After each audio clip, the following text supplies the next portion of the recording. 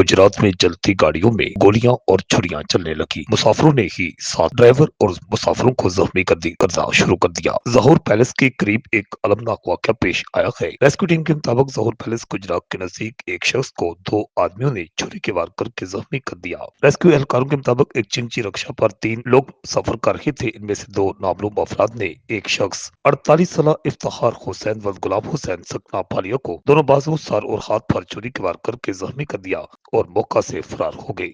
इत्तला मिलते ही पुलिस और rescue team मौका पर पहुंची और शदीद जख्मी हालत में इफ्तार को अस्पताल दाखिल करवा दिया है, जहां उसकी हालत खतरा से बाहर बताई जाती है। सीसीटीवी फुटेज की मदद से हमला आवरों की तलाश भी शुरू कर दी गई है। गुजरात में अदम बर्दाश्त का एक और वाकया पेश आया है, जहां पर एक ड्राइवर को एक सवारी ने गोली मारकर शदीद जख्मी कर दिया, जबकि मुसाफिर मौका से फरार हो गया। रेस्क्यू टीम के मुताबिक बताया जाता है कि मछियाना स्टॉप गुजरात के नजदीक एक रक्षा ड्राइवर को गोली मारने का वाकया पेश आया है। इत्तला मिलते ही रेस्क्यू टीम मौका पर पहुंची। रेस्क्यू एहलकारों के मुताबिक एक आदमी रक्षा पर सफर कर रहा था कि रक्षा ड्राइवर मुजफ्फर खालिद, जिसकी उम्र 34 साल और गांव गुराली गुजरात का रहायशी है, मामूली बात पर तला कलामी हुई। रक्षा में सवार मुसाफिर ने रक्षा ड्राइवर को गोली मार दी और मौका से फरार हो गया। पांव पर गोली लगने से रक्षा ड्राइवर मुजफ्फर खालिद जख्मी हो गया। इत्तला मिलते ही रेस्क्यू टीम और पुलिस मौका पर पहुंची, जिसे अजीज भट्टी अस्पताल दाखिल करवा दिया गया है। जख्मी होने वाले रक्षा ड्राइवर से मुसाफिर के बारे में मालूमात हासिल की जा रही हैं, जबकि वो सीसीटीवी फुटेज भी देखी जा रही है